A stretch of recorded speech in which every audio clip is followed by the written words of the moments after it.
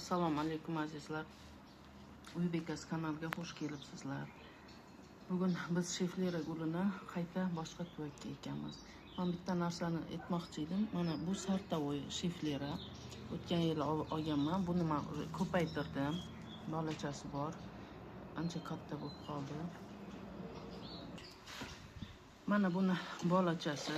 Buni olib kelganda tepa shoxidan mana joyida men qirqqan edim. Mana qirqib, hali bundan shoxcha mana kichkina endi o'rtib kelyapti. Endi chiqadi. Keyin bunga qanaqadir kasallik tushadi. Men navaram yonida yordamchim. Kasallik tez tushadi. Nima mana bunaqa dog'lar tushadi. Mana bunda olsangiz ko'chadi mana shu dog'chalar. Endi buni dorilayman men bugun. Ko'p joylarga barglarga tushgan mana joyida ham bor. Mana ko'rinib turibdi mana. Tushadi. Bu buni bolachasi ko'paytirgani bu.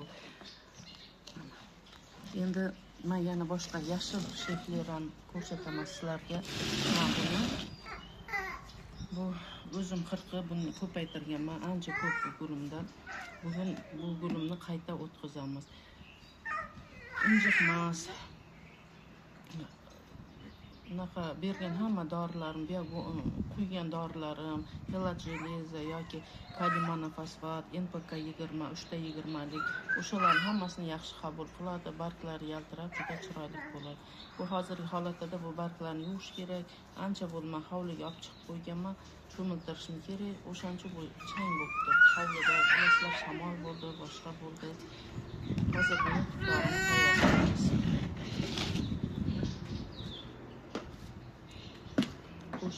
Qo'shibchi bu. Hozir aktirib bo'lmasa. Mana o'tgan safar qolgan tuprog'im edi. Bu yerda to'rt bor, vermikulit bor, biohumus bor. Mana 4 xil qo'shimcha ozuqa. Endi bu biohumus mana bitta stakan mana oldim, olaman.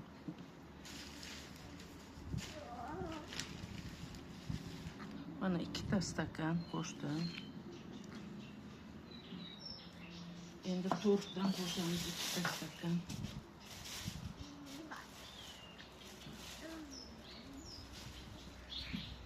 Bunun ichida ozgina perlitim bor. Mana 2 stakan turf qo'shdim. Endi mana vermikulit qo'shamiz.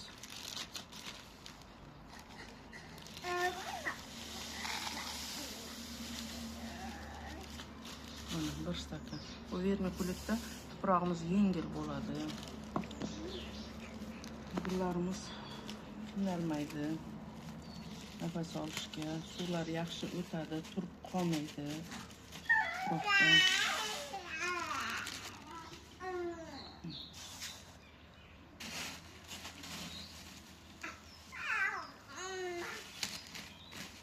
Men navaram qo'shib ham etadi.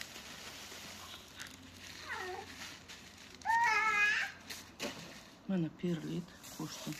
Endi bunga tagida ozgina maydalar ham bor ekan. Ozgina ko'mir qo'shamiz.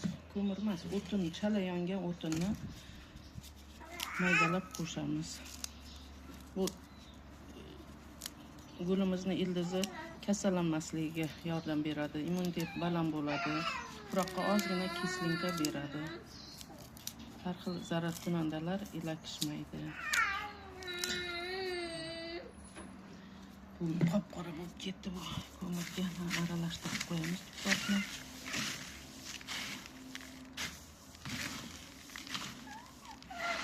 Hozir kunlar ancha isib qoldi. Odam gulni qayta o'tkazishga ham sal o'ylab o'tkazish kerakmi deb o'ylayman. Ba'zi gullar bor, sal kun issig'ida tuvagini almashtirsangiz injiqlik qiladi. Lekin men sheflera gulimni injiqlik qilganini sezganim yo'q. Qani ekamiz bitta muxlisamiz yozibdi. Sheflera gulimni qayta ekkan edim, barglari shalpayib qoldi deb. Bunaqa holatda uni darrov vakuum qilib qo'yamiz. Paket kiygizib, yo ustiga baklashkani to'ntarib, yo banka to'ntarib qo'yamiz. Mana bu chetga olib qo'yamiz. Bismillahirrohmanirrohim. Mana endi bu gulimizni ko'chiroq idishidan chiqarib olamiz. Buni 2-3 kundan beri sug'ormay turibman. Ko'chirishim mo'ljal qilib turdim. O'shaning uchun tezroq ko'chadi, chiqarish oson bo'ladi deb sug'ormay turgan edim. Buni o'zim tuvagiga ekaman. Tuvagi bunga normalniy kattaligiga bu. Bitta emas, bu yerda 2 ta gulim. O'shaning uchun men pishni bo'lishini xohlayapman. O'shaning uchun buni ikkitasini bitta tuvakka ekkan edim. Mana bo'shatib oldik. Bu ikki tuvakka mana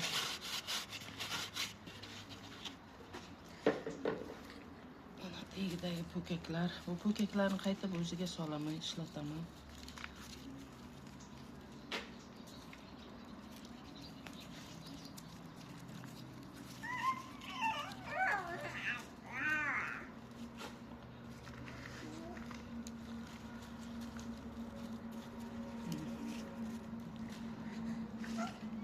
Bu ildizlar yaxshi holatda. Buni ildizi ham juda chuqur ketadigan emas, chuqur ketmaydi. To'g'ri, ildiz unaqa ipga o'xshagan nozik emas u, lekin unaqa chuqur ketmaydi buni ildizi. Mana, lekin ildizlar yaxshi holatda. Buni chetga olib qo'yamiz.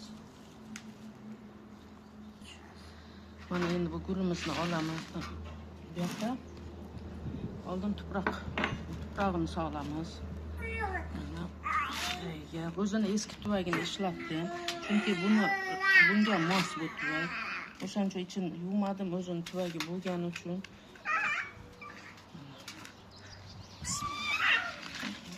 Endi joylashtiramiz mana tuvaklarni, ildizlarni. Qilib sal aylantiramiz.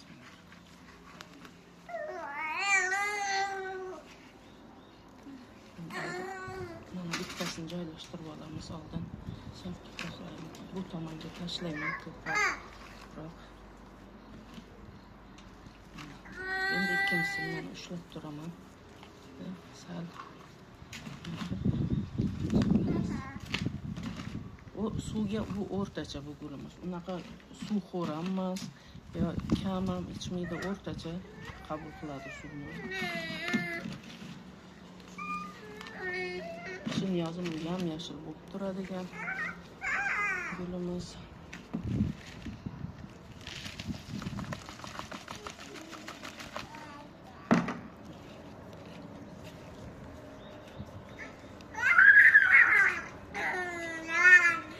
Bunga tuproq sal kamlik qildi, men yana tuproq tayyorlayman ozgina. Sal chuqurroq ekdim buni. Endi bunga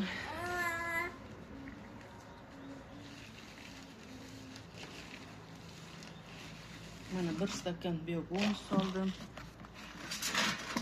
Ko'rinyaptimi?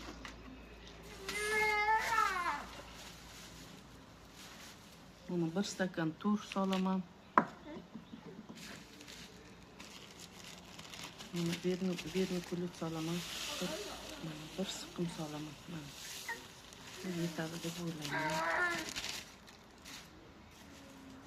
Vermikulitni ham o'shancha solaman. Bir siqim. Vermikulit ko'proq bo'ldi. Vermikulit ko'proq bo'ldi. Vermikulit sal kamroq soldim. Mana yaxshi kelishadi. Mana bu norma deb o'ylayman. Ozgina ko'mir sovoramiz endi.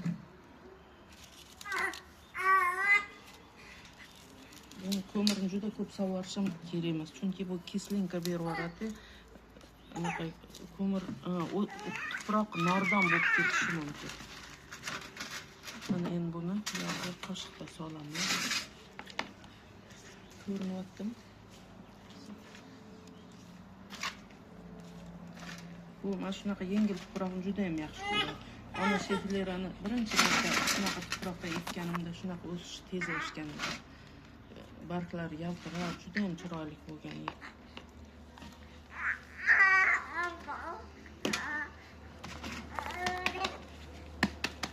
Qo'shiqchi bizlarga yordam berib turadi qo'shiqlarga. Ana.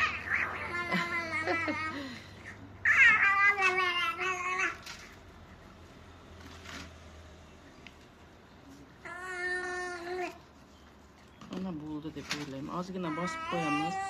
Hozir men buni cho'mildiraman. Ozgina taglariga suv quyib, qani ko'ramiz. Agar tuproq cho'ksa, yana tuproq solishimiz mumkin.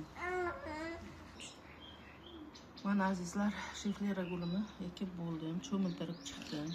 Ana ancha ochildi. Endi bularni sug'orib qo'ydim, ozgina suv quydim. Endi kechki salqinga bularga umuman bugun gullarga suv dori berishni mo'ljal qilib qo'ygan edim.